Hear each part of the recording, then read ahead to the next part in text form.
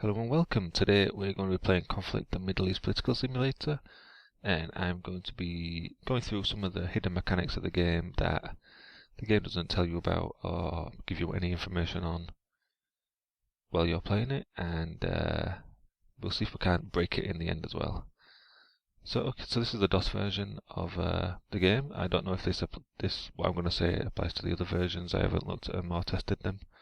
And as you see, apart from the game, we've got in DOSBox here at the bottom, we've got some of the information the game uses, which I've reverse engineered from the executable file. So yeah, things like the money and GDP, prestige, and things like that we'll get into later on. Anyway, so first things first, if we're trying to break it, the main way to break it is you need to have one country left, one of your neighbours, and that's it. And we've got a good start here, neutral start, nothing's happening, nobody hates us straight away. I mean, if Egypt hit you straight away, then if you're going for a big score or a long game, like you need to do to break it, then that's a thing, if Egypt are against you straight away, just start again, and you can do that by holding Shift on the keyboard and pressing E. Then you can quit and exit the game. Don't do that during the game, because you can't exit this without either starting again or exiting back to DOS as that does, like that. So yeah, don't do that, don't press Shift and E during the game if you don't want to exit. Okay, this is an even better start. Egypt and Libya may be going to war. Basically the main strategy to playing well and long in this game is to get rid of Egypt and Syria as quickly as possible. And the ways to do that is to hopefully get them involved with their neighbours in war, and then you join in when they start going to war with their neighbours. And if there's like 3 countries attacking them, they basically don't stand a chance. And so what we're going to do is just the things, so to that end, to get their neighbours helping them, what you need to do, what I do is, always help out Iraq, because they're quite helpful with Syria. Jordan, I sort of, leave them alone. They can help, but they're not the main attackers, the main people who are going to help Syria. And as we need to keep one of our neighbours around, I like keeping Jordan around. If you need an extra challenge, do it with Lebanon. That's a very difficult one, keeping them around for until like 2000s. But yeah, so disrupt Lebanon and help them out.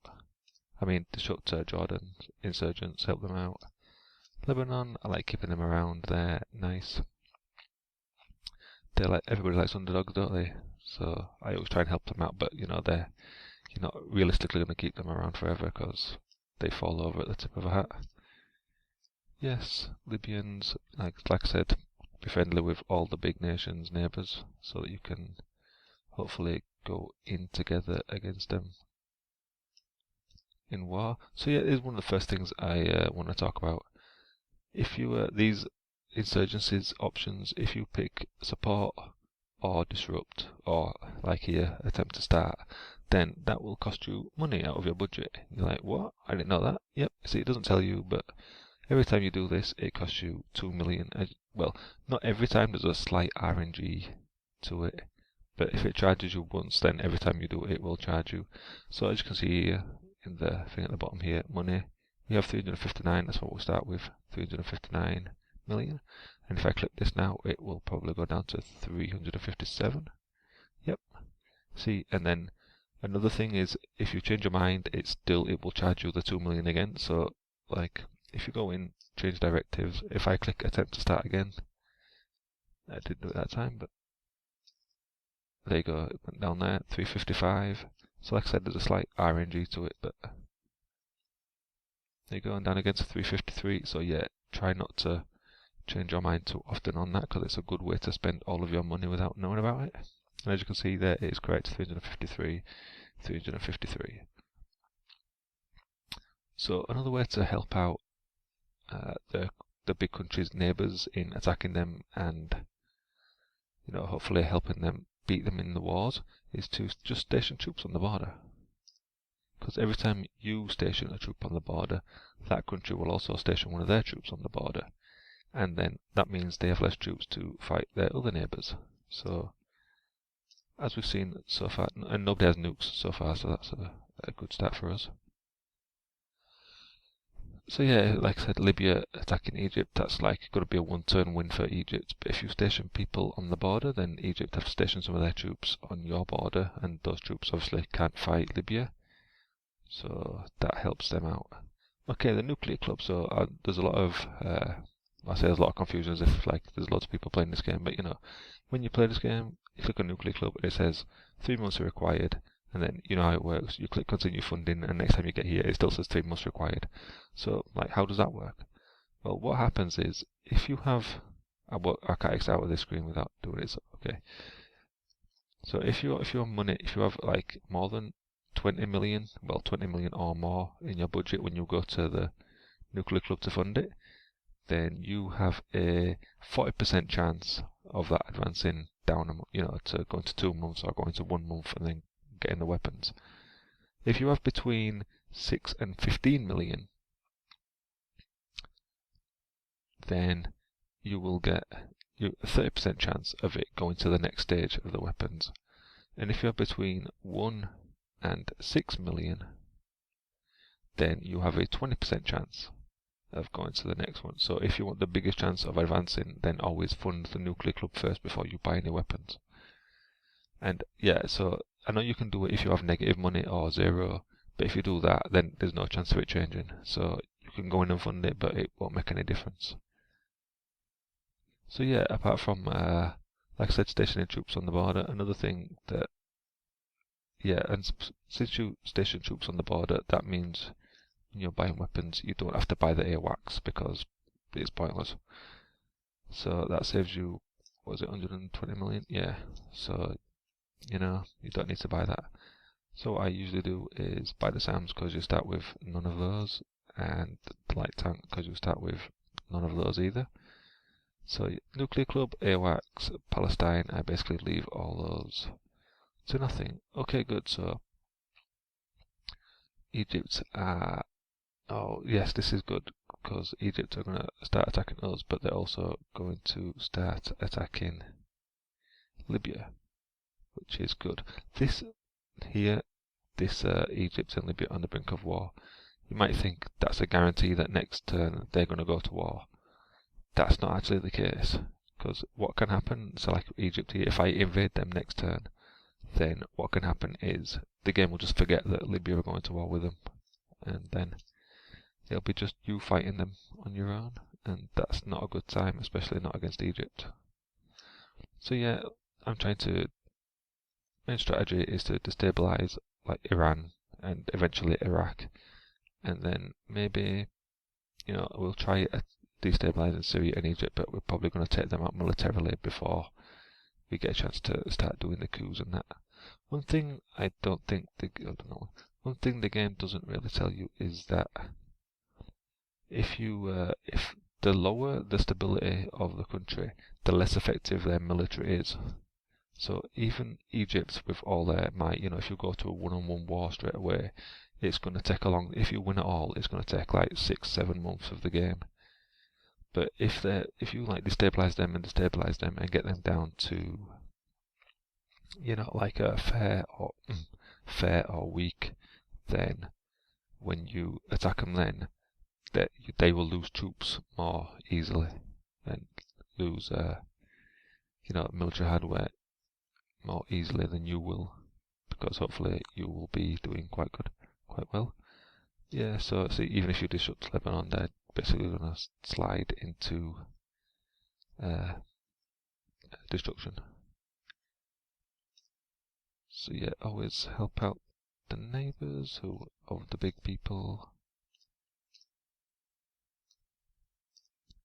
And there was another thing I was going to say, I can't remember it. But okay, strategic action. So Egypt are basically getting a bit too big for their britches here, so we're going to take a little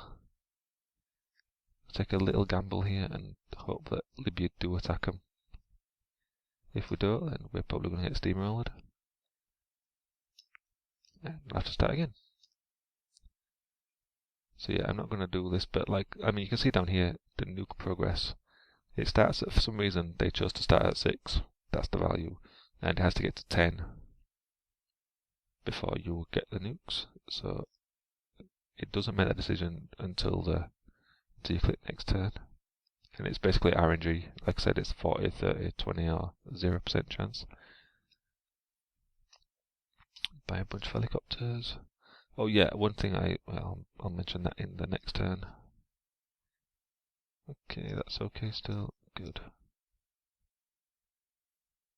Okay. Bombers headed for Tripoli. Okay, so there's still a lot of interested in war, but Libya, see what I mean? It said they're on the brink of war, but Libya didn't actually start attacking Egypt, so so like I said, it's just us against Egypt, and if they don't join in soon, this will be very good for us.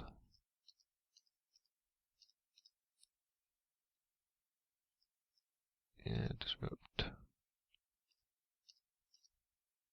Okay, so one thing I did want to mention is that, I mean, every time you play this game, usually Egypt will start causing border disputes with you, and then Syria will start causing border disputes with you.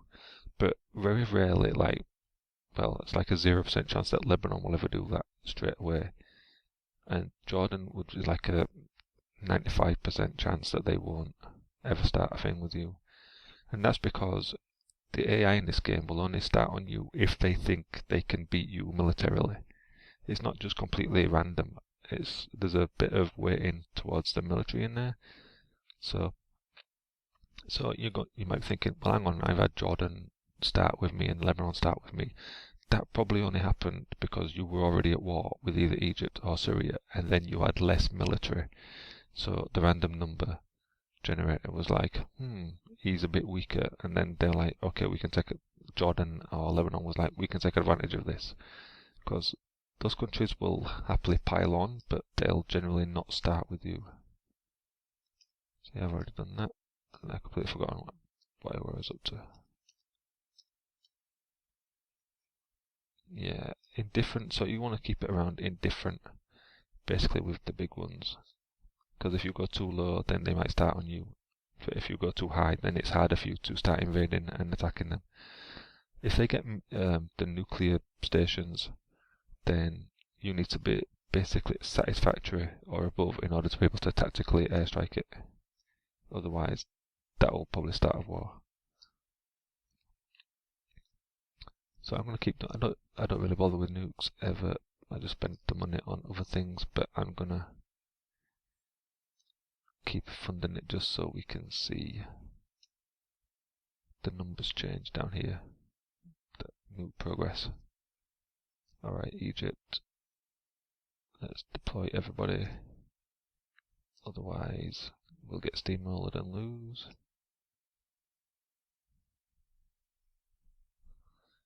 Okay, so Lebanon's going to be collapsing soon.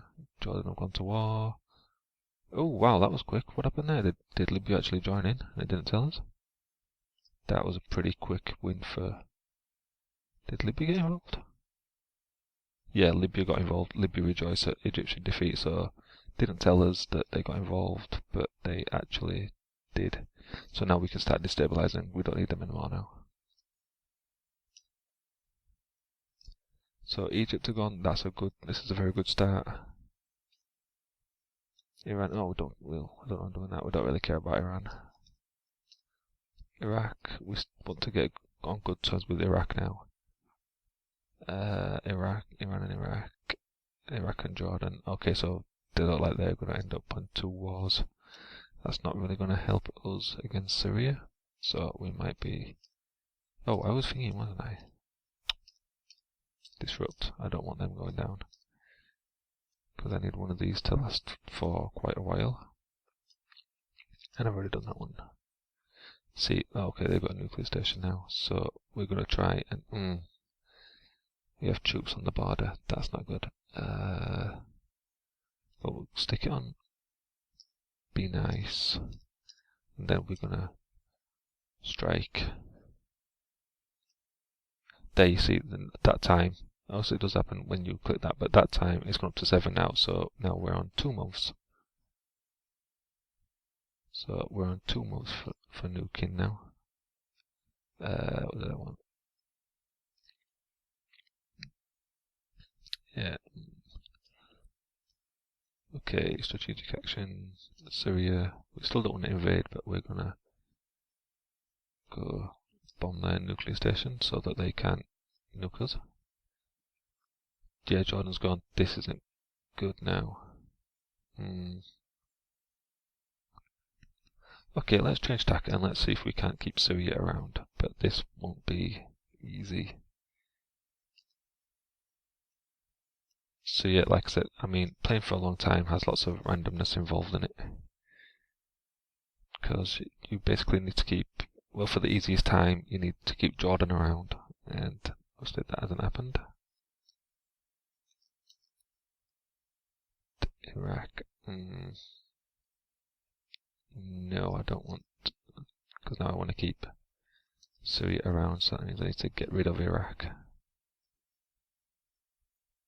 Okay, here's another thing you might the game doesn't tell you.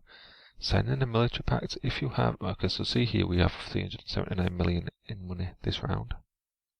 So when I click this, okay, check money and prestige. 379 million and 6 prestige, which is high. Okay, so if we sign a military pact now, you might think that's just, it doesn't do no, it just raises your relationship with the thing. What it actually does is, there, do you see that? 229. We've lost 150 million because we signed a military pact with them, and we also gained 1 prestige. So if you go down here now, see now I'm very high now instead of just high. And like that 2 million, you know, the 2 million of repeatedly doing this, then you can also, if you go back in here and click that again, it might also cost you another 150 million. So, you know, really don't do that several times. But doing that, it will give you another prestige. And prestige has, the only real thing prestige gets involved with in the game is a very small amount to do with the weapons you can buy from the US. And because if it goes down to none of them, even the private dealer, won't sell you any weapons. And if we hang on long enough to be able to break the game, then I can show you that, because that'll be one of the things. Oh wow, 3 altogether there. Okay, so I need to keep them around, so I need to disrupt now. This might not be a good idea, but I'm going to draw. That might be the end of the game right there. This isn't going to be good. Okay, so now we've got high prestige, and we've spent all the money with USA. Now we can buy all the advanced weaponry, like the gunships, fun ships. Gunships are fun ships. See that now on 2. If I click this time, we didn't get it that time, but it took our 20 million, which seems unfair, but there we go. Alright, so that wasn't a bad idea. We did survive. So yeah, that seems like Iraq is going to be the next one knocked out, because they're fighting. Oh, I thought Syria were getting involved. No, okay, not yet then. Not yet then. Right, Jordan gone. So yeah, so it's still here, even though we signed the military pact and it cost us 150 million. If you do it again here, it will, you know, it will take the 150 million off us again. So if it's not going up, don't repeatedly press that, otherwise it will cost you quite a lot of money. It costs you quite a lot every turn. So I mean, alright. Oh, see now, see, this is the thing that happens sometimes as well. We were lamentable and we like bombed their nuclear things, and then it's gone up. And sometimes that happens, and I don't quite know why that happens. Like, your relationship basically gets reset. Because, I mean, lamentable to indifferent, that's what? Is that 2 stages? 2 stages? Okay, it didn't work that time. I'm still on 7 there. So we're sort of quite secure right now. Oh, I should see which ones we need. So yeah, you might think, you know, if you've only got like Lebanon left, you might think, well, I don't need to really invest. I mean, yeah, you don't think you need to invest. I mean, if you've got Syria or Egypt around, you do need to really keep buying stuff. Because like I said, the AI aggression depends on how militarily strong you are, to a large extent.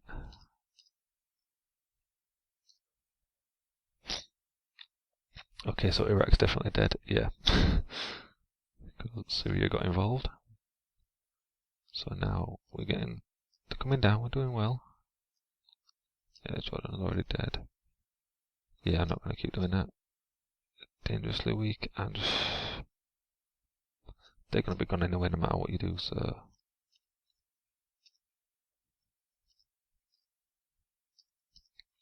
Indifferent, so maybe in the next few turns you might see them starting border disputes with us. Because they're still quite strong, they're quite strong, and we've got a lot of tanks that need building up due to our earlier fight with Egypt. So we're going to start this. We're going to go to 8. Nope. So we're still on 2 months.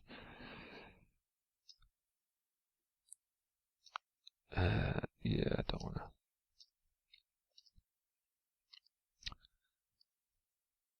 Yeah, see, what did I say? Syrian border towns fear Israeli presence. What did I say? This isn't. We're not gonna be playing for long here. But it's okay if we don't.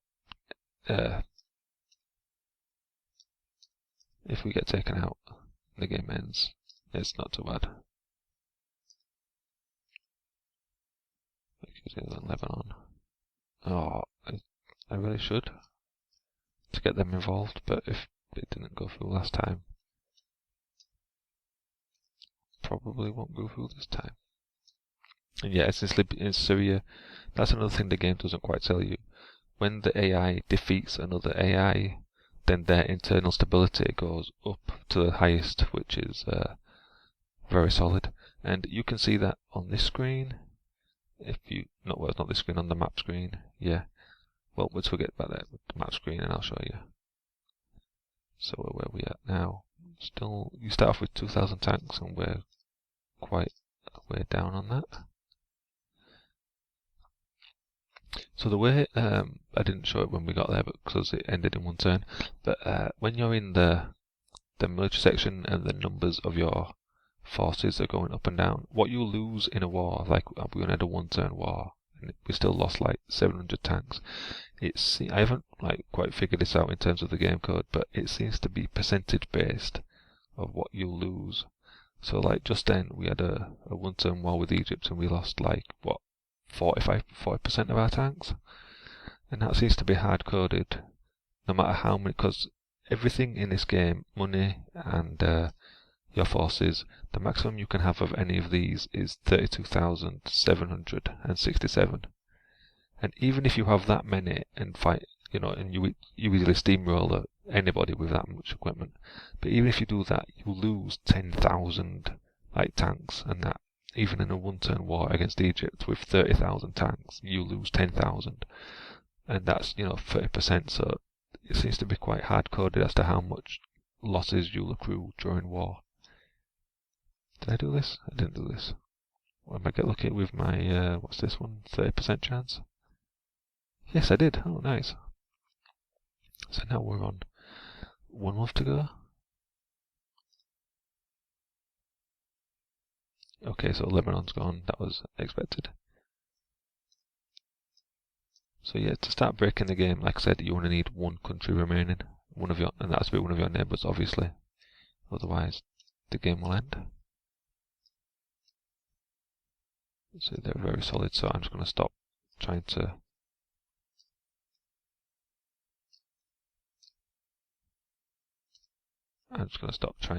destabilize Syria, because we need to keep them around for a long time. Oh yes, got lucky there. See, but we're up to 9 now. So that's very good. Still need tons of tanks.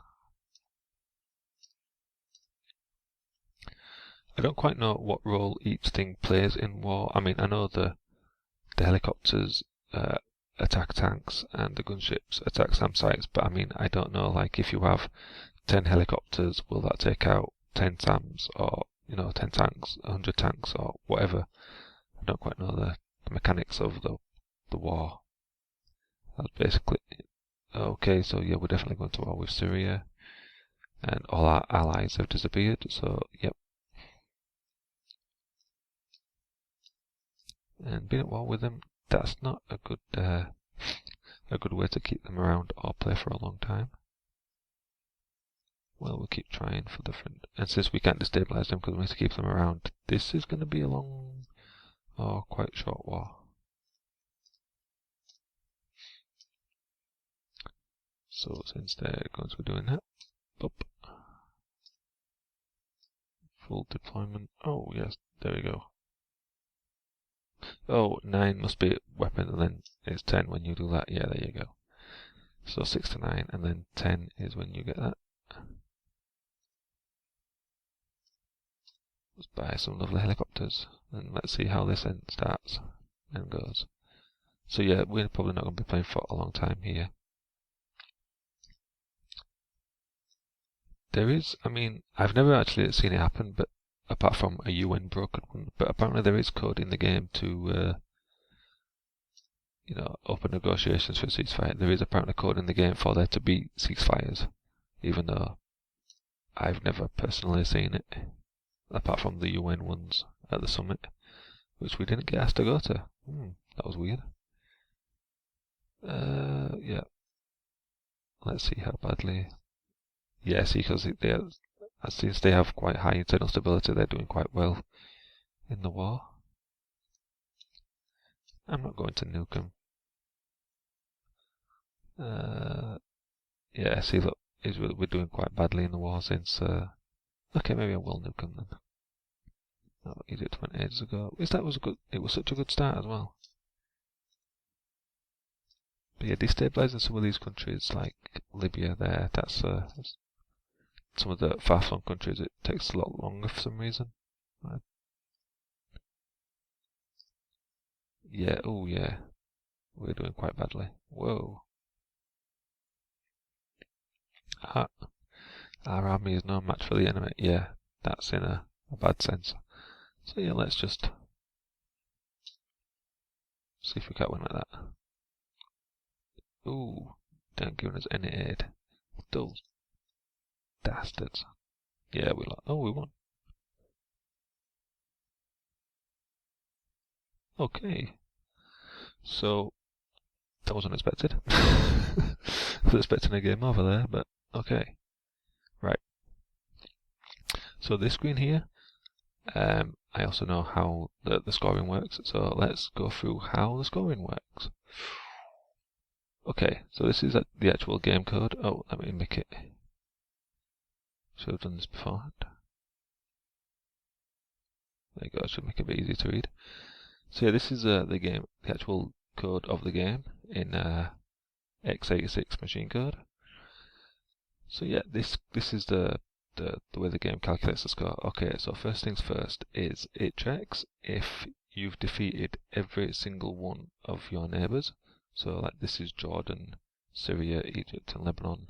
And as we saw with the nukes, 10 means like that you've done it, basically. So 10 means you've conquered them.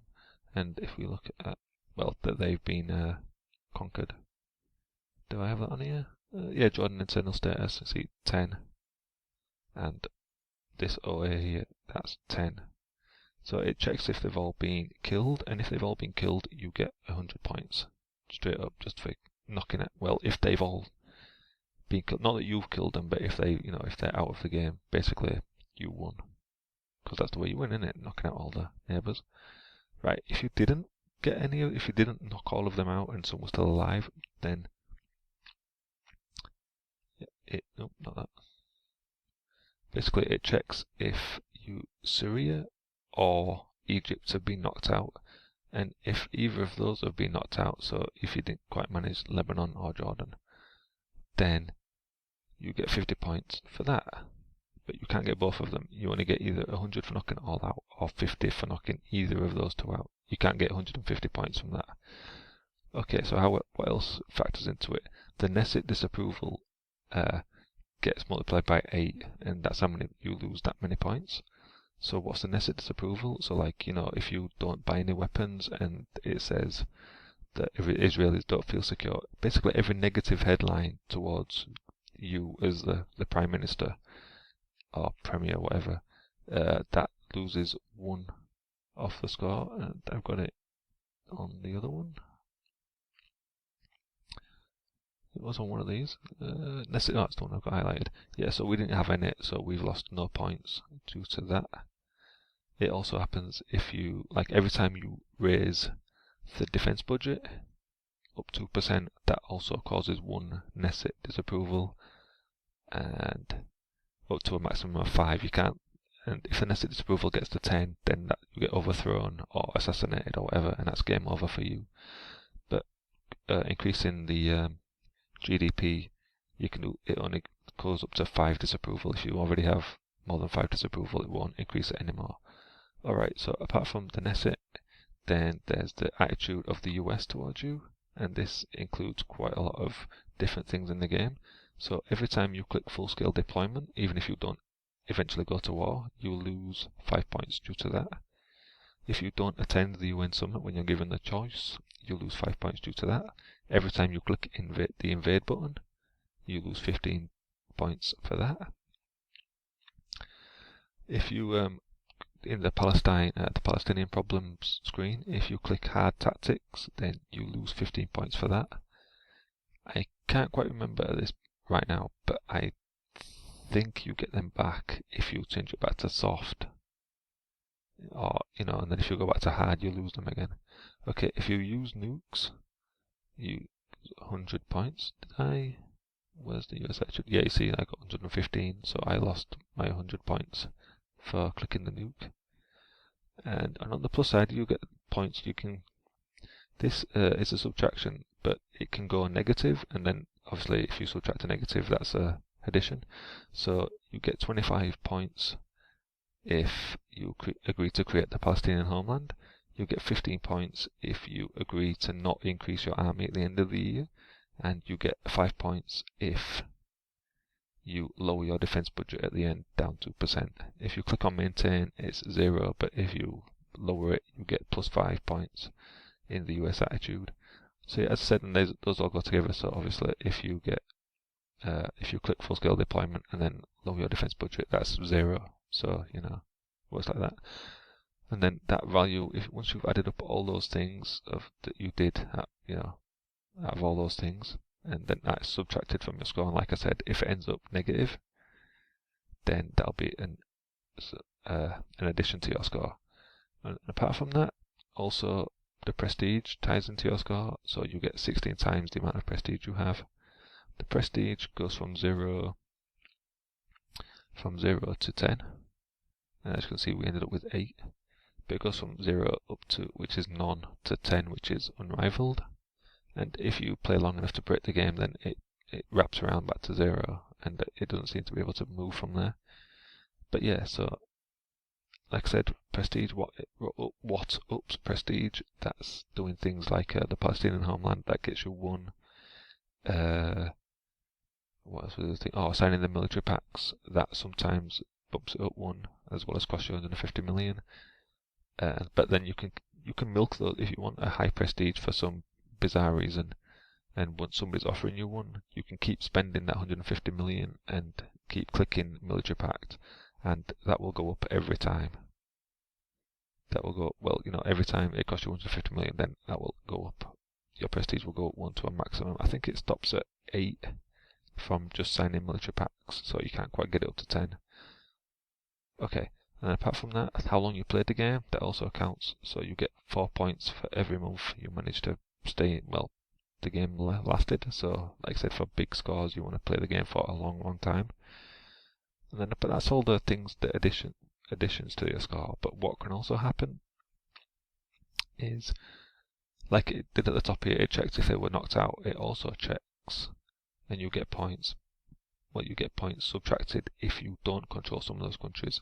So if at the end of the game you don't control Lebanon, you lose 5 points. if at the end of the game you don't control Jordan, you lose 10 points.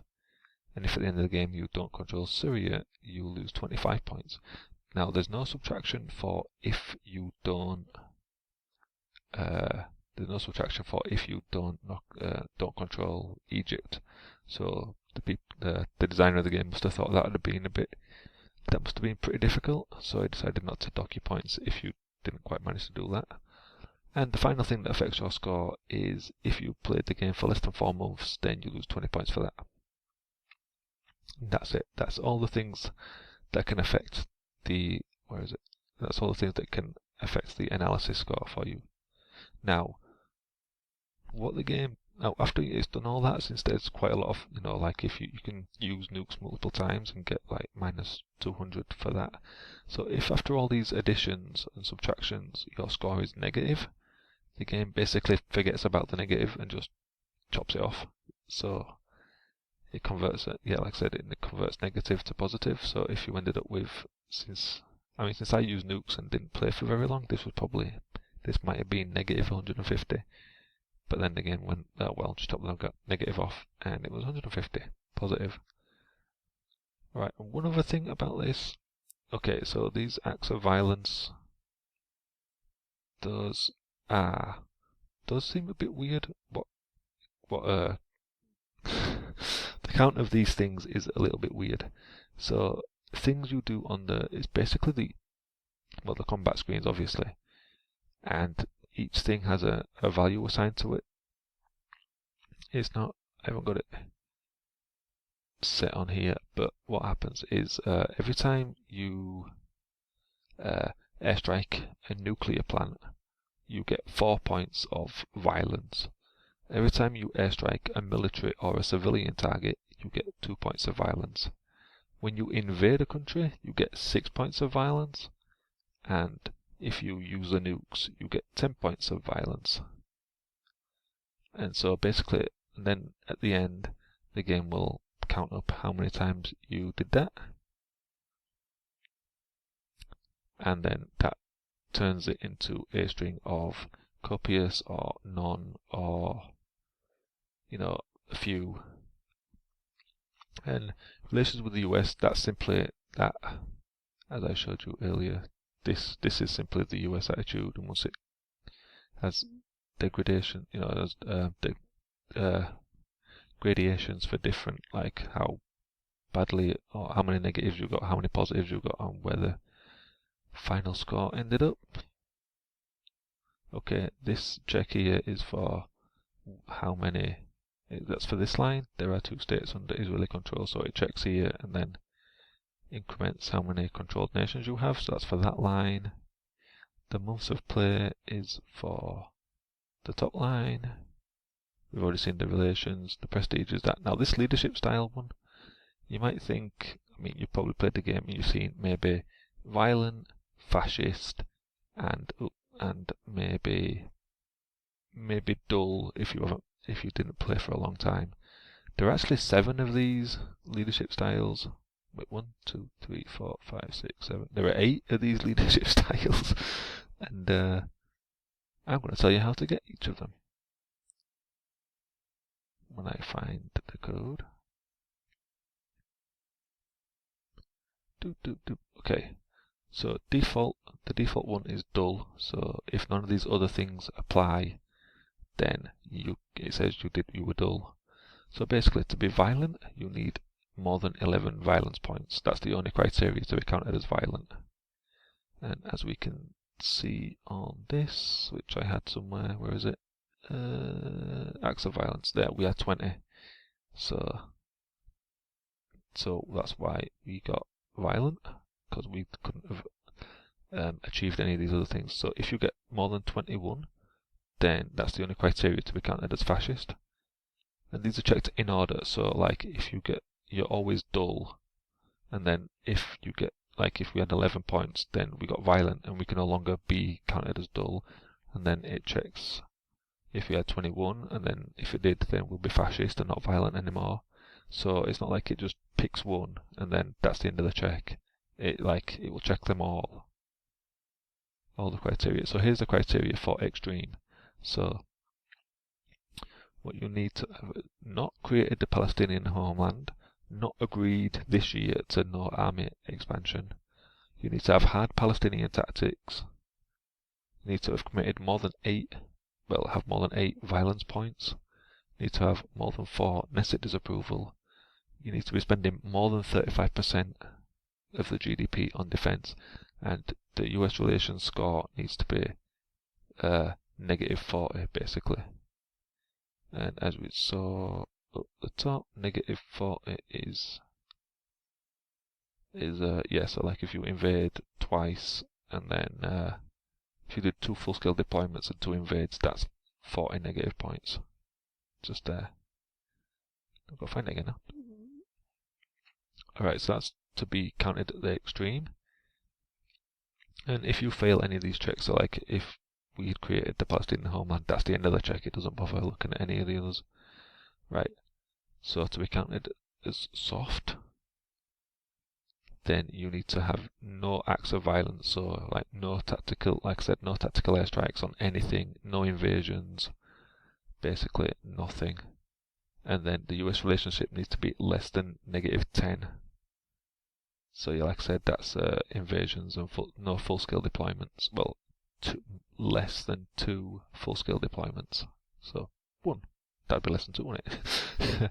And if you satisfy those 2 things, then you're counted as soft.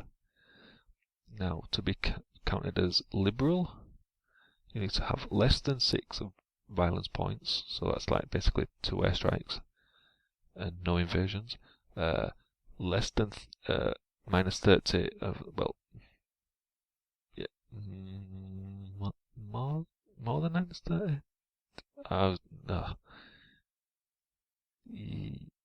Yeah, so less than -30. So more than, so -25 is okay. That's what I mean.